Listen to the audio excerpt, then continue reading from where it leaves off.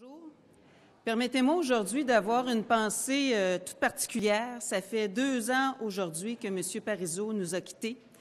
Et son dernier message, « N'ayez pas peur », est toujours d'actualité. Car aujourd'hui, on l'a entendu, Philippe Couillard va relancer la crise constitutionnelle. Vous savez, moi j'ai commencé à faire de la politique au début des années 90 et pour moi, ce qui m'a marqué, c'est Charlottetown, où un référendum où le Canada a dit non au Québec parce qu'il y en avait trop pour le Québec et que le Québec a dit non au Canada parce qu'il n'y en avait pas assez pour le Québec. Irréconciliable, 2 visions, 2 peuples irréconciliables. Aujourd'hui, Philippe Couillard réouvre la crise constitutionnelle et demande une reconnaissance du Canada. Prenons seulement qu'un élément, la nation québécoise. Vous savez, Justin Trudeau ne veut pas reconnaître la nation québécoise. Pire que ça, Justin Trudeau appuie la poursuite contre la loi 99, contre la nation québécoise. Donc, très clairement, on sait que Philippe Couillard fait ça pour des raisons électoralistes et que c'est de la poudre aux yeux. Philippe Couillard, le premier ministre le plus fédéraliste que moi j'ai connu, Philippe Couillard est revenu bredouille à plusieurs reprises d'Ottawa. Il ne tend pas la main. Il met le Québec en position de faiblesse. Il se met les 2 genoux à terre avant même de commencer. En fait, Philippe Couillard prépare le terrain pour la signature de la Constitution de 82 et vous savez, aucun premier ministre du Québec, qu'il ait été du Parti québécois ou du gouvernement libéral, n'a même entrouvert quelques millimètres de cette porte-là. Lui, il ouvre la porte pour la signature de la Constitution de 82 à rabais parce que la vision de M. Couillard, il nous le dit très clairement au Salon Bleu, sa vision, c'est qu'il veut faire du Québec une province comme les autres. Et nous, on veut faire du Québec un pays comme les autres. On ne veut pas des miettes d'autonomie pour le Québec. On veut notre pleine liberté, notre place pleine et entière dans le concert des nations. On veut un Québec fort pour la planète. Bonjour. Vous ne croyez pas du tout, vous, là, à cette initiative de M. Couillard? Écoutez, une initiative qui est lancée un petit peu d'ailleurs dans la catastrophe. Je comprends que les 200 pages, ça doit faire un petit bout de temps qu'ils sont en train de les écrire, mais qui nous lancent ça à la dernière minute pour faire oublier ses amitiés. Mais on le voit très bien que même les conditions qu'il dit minimales, la reconnaissance de la nation québécoise, il n'y a aucun appétit de la part de Justin Trudeau. C'est pire qu'il n'y a aucun appétit. Il conteste l'existence même de la nation québécoise en contestant la loi 99. Il est partenaire pour la contestation juridique en cours jusqu'à la Cour suprême de la loi 99. Donc, selon vous, c'est quoi? C'est une diversion? Bien, c'est très clairement une tactique électoraliste. Et il le dit, là, je ne mets pas d'échéance. Écoutez, quand on négocie, qu'on ne met pas d'échéance et qu'on se met les 2 genoux à terre en partant, bien, malheureusement, ça ressemble beaucoup à un effort un peu désespéré de nous illusionner de la possibilité de réformer le Canada. Bonjour. Good morning, Madame Ouellette. Good morning. First of all, why do you characterize this already as a crisis? Vous avez utilisé le terme crise. Actually, it's clear. It's clear. We know it since Charlottetown, which was really clear that Canada voted against Charlottetown because they were too much for Quebec, and Quebec voted against Charlottetown because they were not enough for Quebec. That's irreconcilable. But now, just over the nation, Justin Trudeau don't want to recognize the nation of Quebec.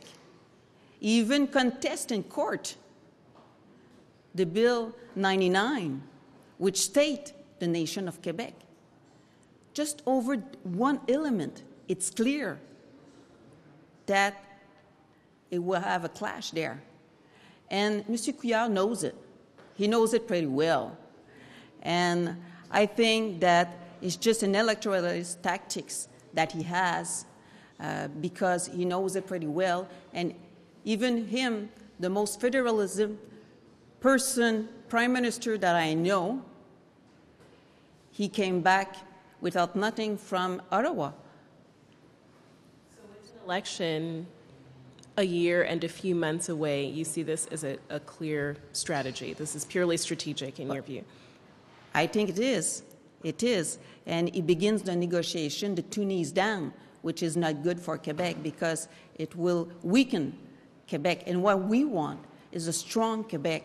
We don't want just little piece. We need our tools to be able to negotiate international agreement like the NAFTA that is in renegotiation now with all the gestion de l'offre and all the bois d'oeuvre.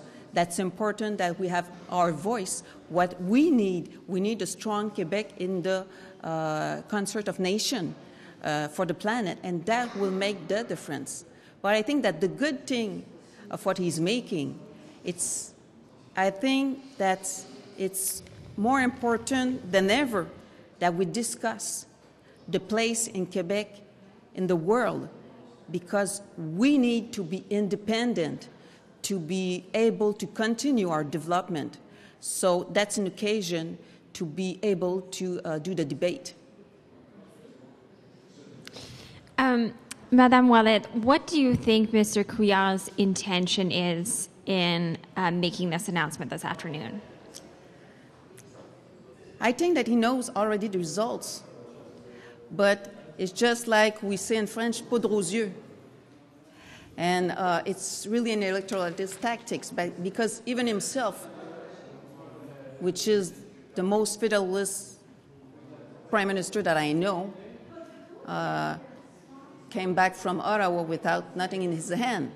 We just have to think about health. It was really a shame. And he's asking for a recognition of the nation of Quebec from the Canada, from Justin Trudeau, which we know that has no intention. Worse than that, he's contesting through the Bill 99, he's contesting the existence of the nation of Quebec. So just there, we see that it's not possible.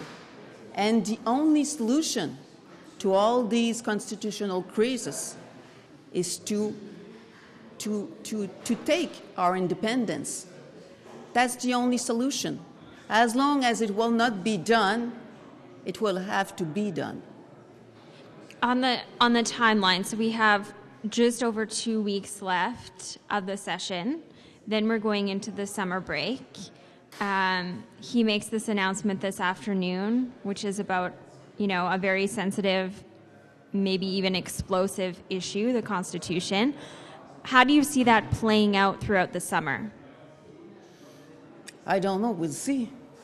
We'll see, but we'll have a lot of topics to discuss this summer.